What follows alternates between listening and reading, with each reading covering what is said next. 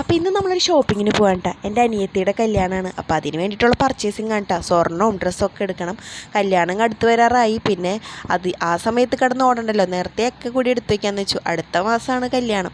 ഞങ്ങളൊരു 10 മണിയൊക്കെ ആയപ്പോഴേക്കും വീട്ടിൽ നിന്ന് ഇറങ്ങിയിട്ടാണ്. 10 മണിക്കെങ്കിലും ഇറങ്ങിയാലാണല്ലോ നമുക്കൊരു 7 മണിക്ക് ആകുമ്പോഴേക്കും തിരിച്ച് കയറാൻ പറ്റുള്ളൂ വീട്ടിൽ. ഞങ്ങൾ ചാലക്കുടിയിലുള്ള കൃഷ്ണ എന്ന് പറഞ്ഞ ജ്വല്ലറി നിന്നാണ് സ്വർണ്ണം എടുക്കുന്നത്. എൻ്റെ കല്യാണത്തിനും സ്വർണ്ണം എടുക്കുന്നത് അവിടെ നിന്നാണ് കേട്ടോ. നല്ല ഒരുപാട് കളക്ഷൻസും കാര്യങ്ങളൊക്കെ ഉണ്ടായിരുന്നു. അതുപോലെ തന്നെ നമ്മുടെ ഫാമിലിയിലുള്ള എല്ലാവരും വന്നിട്ടുണ്ടായിരുന്നു കേട്ടോ. എല്ലാം നമ്മൾ സഹകരിച്ചാണ് കേട്ടോ. എന്തൊരു പരിപാടി എന്നാലും നമ്മുടെ വീട്ടിൽ എല്ലാവരും എല്ലാം സഹകരിച്ചാണ് കേട്ടോ കാര്യങ്ങളൊക്കെ ചെയ്യുക. അപ്പോൾ എല്ലാവരുടെ ഒഴിവൊക്കെ നോക്കി നമ്മൾ സൺഡേ ആണ് കേട്ടോ പോയത്. അതുപോലെ തന്നെ ക്രിസ്മസും കാര്യങ്ങളൊക്കെ ആയതുകൊണ്ട് സൺഡേ ഷോപ്പൊക്കെ ഓപ്പൺ ആയിരുന്നു. ഒരുപാട് വെറൈറ്റി കളക്ഷൻസൊക്കെ ഉണ്ടായിരുന്നു കേട്ടോ കൃഷ്ണ ജ്വല്ലറിയിൽ. സ്വർണ്ണത്തിന് വില കൂടിയെന്നുണ്ടെങ്കിലും സ്വർണ്ണക്കടയിൽ തിരക്കിന് കുറവൊന്നും ഉണ്ടായിരുന്നില്ല കേട്ടോ. നല്ല തിരക്ക് തന്നെയായിരുന്നു ഞങ്ങൾ ചെല്ലുമ്പോൾ.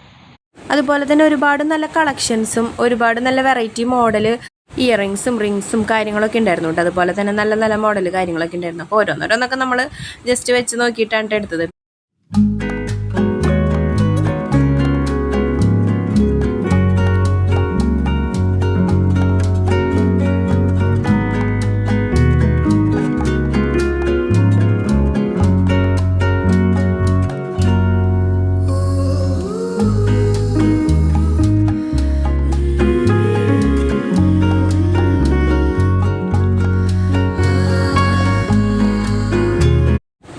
ഇവളെ കണ്ട കുഞ്ഞു കുട്ടിയെന്ന് പറയുകയാണെങ്കിലും ഇവളെ എറണാകുളത്ത് വർക്ക് ചെയ്യാട്ടെ. സ്വർണ്ണം എടുക്കലൊക്കെ കഴിഞ്ഞത് ജ്വല്ലറിയിൽ നിന്ന് ഇറങ്ങിയപ്പോൾ അവൾക്കൊരാഗ്രഹം സെക്കൻഡ് സ്റ്റഡ് കുത്തണമെന്ന്. ഞാൻ കുത്തിനാണ്ടപ്പോൾ സെക്കൻഡ് സ്റ്റഡ് കുത്താനുള്ള ഒരു ആഗ്രഹമായിരുന്നു.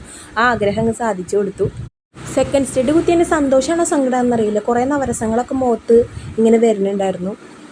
അത് കഴിഞ്ഞ് ഞങ്ങൾ നേരെ പോയി ഫുഡ് കഴിക്കാനായിട്ട്.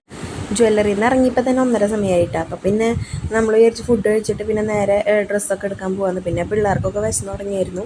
അപ്പോൾ നേരെ നമ്മൾ ഫുഡ് കഴിക്കാനായിട്ട് പോയത്. അപ്പോൾ ഇന്ന് കുഞ്ഞുമാടെ മോൻ്റെ ബർത്ത്ഡേ ആണ്. അപ്പോൾ പിന്നെ അവന് ഒരു കേക്കും കൂടി മുറിക്കാമെന്ന് പറഞ്ഞു. അപ്പോൾ കേക്ക് വെയിറ്റ് ചെയ്ത് നിൽക്കാട്ടെ എല്ലാവരും. അപ്പോൾ അവിടെ നിന്ന് തന്നെ ബേക്കറിയിൽ നിന്ന് തന്നെ വാങ്ങി. അപ്പോൾ അവിടെ വെച്ച് ഈ കേക്ക് മുറിക്കലാണ്.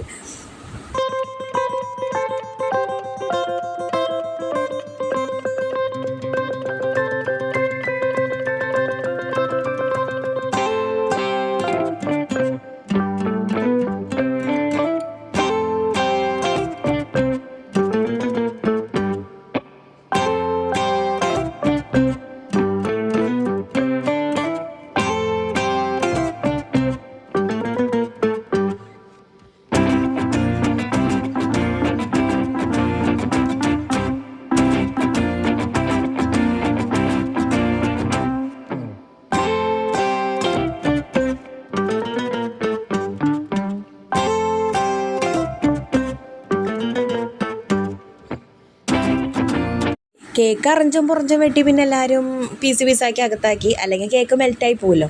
പിന്നെ അവിടെ നിന്ന് എല്ലാവരും ഫുഡ് കഴിക്കാനായിരുന്നു. തച്ചുവിന് വിശന്നിട്ട് പാടില്ല, തച്ച് അതിൻ്റെ വിഷമത്തിലാണ്. പിന്നെ അവരെല്ലാവരും പറഞ്ഞു നമുക്ക് ടേബിളൊക്കെ സെറ്റ് ചെയ്ത് തന്നു കേട്ടോ. എല്ലാവരും ഒരുമിച്ചാണല്ലോ ഇരിക്കണത്. വേറെ വേറെ ടേബിളിൽ ഇരിക്കണമെന്ന് വെച്ചാൽ ടേബിളൊക്കെ സെറ്റ് ചെയ്തിരുന്നു. നമ്മളെല്ലാവരും ഒരുമിച്ചിരുന്ന് ഫുഡ് കഴിക്കാനായിരുന്നു. ഇച്ചു ആണെങ്കിൽ ഭയങ്കര ബഹളമായിരുന്നു. ഇച്ചു എവിടെ ഇരിക്കണ്ടായില്ല. ആ പാത്രമൊക്കെ പൊളിച്ചടക്കാനുള്ള പരിപാടിയായിരുന്നു. അപ്പോഴേക്കും അത്ത പിടിച്ച് അത്താടെ മടിയിലിരുത്തി അല്ലെങ്കിൽ പിന്നെ ആ പാത്രമൊക്കെ ഒന്ന് പൊട്ടിച്ച് ഞങ്ങൾ കാശ് കൊടുക്കേണ്ട വന്നാലേ നമ്മളവിടെ പണിയെടുപ്പിച്ചിട്ട് വീടുള്ള അവസ്ഥയാക്കി ഇച്ചു. വേഗം തന്നെ ഫുഡൊക്കെ വന്നു കേട്ടോ. അത്താടെ കയ്യിൽ ഇച്ചു ആയതുകൊണ്ട് ഞാൻ മര്യാദയ്ക്ക് ഭക്ഷണം കഴിച്ചു. അത്താക്ക് ഫുഡ് കഴിക്കാൻ പറ്റിയിരുന്നില്ല. അവനൊന്നിനും സമ്മതിക്കേണ്ടായിരുന്നില്ല. ഇക്കാക്ക് വർക്കുള്ളതുകൊണ്ട് ഇക്കാക്ക് സ്വർണ്ണം എടുക്കലൊക്കെ കഴിഞ്ഞപ്പോൾ പോയിട്ടാണ്. ഇക്കാക്കന് പിന്നെ വൈകുന്നേരം ഡ്രസ്സ് എടുക്കലൊക്കെ കഴിഞ്ഞിട്ട് വരാമെന്ന് പറഞ്ഞിട്ടുണ്ട്. ഇനി ഇവിടെ നിന്ന് ഞാൻ നേരെ എൻ്റെ വീട്ടിലേക്ക് പോണത്. അപ്പം ഇക്കാക്ക് കൊണ്ടാക്കി തരാമെന്ന് പറഞ്ഞു. അപ്പോൾ പിന്നെ ഇവിടെ നിന്ന് ലഗേജും കാര്യങ്ങളൊക്കെ ഉണ്ടാവുമല്ലോ. മാത്രമല്ല വീട്ടിൽ നിന്ന് ഒരു കെട്ടും പാണ്ടക്കെട്ടൊക്കെ ആയിട്ട് വന്നേക്കണത്. കാരണം പിള്ളേരുടെ മെഡിസിൻസും ഡ്രസ്സൊക്കെ ആയിട്ട് ഒരാഴ്ച നിൽക്കാനുള്ള പരിപാടിക്ക് ഞാൻ വീട്ടിലേക്ക് വന്നേക്കണേ. ഫുഡ് കഴിക്കൽ കഴിഞ്ഞിട്ട് നമ്മൾ നേരത്തെ കല്യാണിലേക്കാണ് വന്നേക്കണം ഡ്രസ്സ് എടുക്കാനായിട്ട്. അവിടെ ഒരുപാട് ഓഫറും കാര്യങ്ങളൊക്കെ ഉണ്ട്. 3-in-1 കോംബോ ഓഫറൊക്കെ ഉണ്ടായിരുന്നു കേട്ടോ. പിന്നെ ഞങ്ങൾ നേരെ വെഡ്ഡിങ് സെക്ഷനിലേക്ക് പോയിട്ട് അവൾക്ക് ഡ്രസ്സ് എടുക്കാനായിട്ട്. അവിടെ നിന്ന് അവൾക്ക് ഡ്രസ്സും ലെഹങ്കയാണ് തലേദിവസം ഞങ്ങൾ എടുക്കണം. പിറ്റേ ദിവസത്തേക്കുള്ള ഡ്രസ്സൊക്കെ ചെക്കൻ്റെ വീട്ടുകാരാണ് കൊണ്ടുവരാം. അപ്പോൾ അവിടെ നിന്ന് ഓരോ ലെഹങ്കയൊക്കെ എടുത്ത് കാണിച്ചു സെറ്റ് ചെയ്യാനായിട്ട് കേട്ടോ. വെഡ്ഡിങ് സെക്ഷൻ മാത്രമല്ല കേട്ടോ, പിന്നെ സാരീസ് കളർ മോഡലൊക്കെ നമ്മൾ ഓൾറെഡി ഫോണിൽ സെലക്ട് ചെയ്ത കാരണം കൊണ്ട് ഡ്രസ്സ് എടുക്കാൻ വലിയ ബുദ്ധിമുട്ടുണ്ടായില്ല കേട്ടോ. നമ്മൾ എടുത്ത് വെച്ച കളറുകളിൽ നിന്ന് ഓരോന്നും അവിടെ പോയിട്ട് അന്വേഷിച്ചെടുത്ത് അവൾക്ക് സെറ്റ് ചെയ്ത് വെച്ച് നോക്കി. എന്നിട്ട് അതിലൊരു നല്ല കളർ നോക്കി എടുത്തു കേട്ടോ. പിന്നെ എല്ലാവർക്കുള്ള ഡ്രസ്സും നമ്മളവിടെ കല്യാണം തന്നെയാണ് എടുത്തത്. എല്ലാവർക്കും ഡ്രസ്സൊക്കെ അവരവർ തന്നെ പോയി ഓരോ സെക്ഷനിനായിട്ട് പോയി എടുത്തു. അതിനുശേഷം പിന്നെ താഴെ വില്ലിങ് സെക്ഷനിൽ പോയി. അപ്പോഴേക്കും അവിടെ ക്രിസ്മസ് പപ്പ വന്നിട്ടുണ്ടായിരുന്നു കേട്ടോ. അപ്പോൾ പിള്ളേരൊക്കെ ക്രിസ്മസ് പപ്പയുടെ ഒപ്പം കളിക്കുകയാണ്. അപ്പോൾ ഇങ്ങനെ കുറേ ട്രീയും പുൽക്കൂടൊക്കെ അവിടെ സെറ്റ് ചെയ്ത് വെച്ചിട്ടുണ്ടായിരുന്നു. ഇത് വീഡിയോ എടുക്കുന്നതിൻ്റെ ഇടയിൽ തന്നെ എൻ്റെ ഫോണിൽ ഫോണിൻ്റെ ചാർജ് ഏകദേശം തീരാറായി. പിന്നെ പോയതൊന്നും എനിക്ക് എടുക്കാൻ പറ്റിയിട്ടില്ല. ഇവിടെ വെച്ച് ഇറക്കിയിട്ട് ഞാൻ അവസാനമായിട്ട് എടുക്കണേ. അപ്പം അത്രേ ഉള്ളൂ. ബൈ.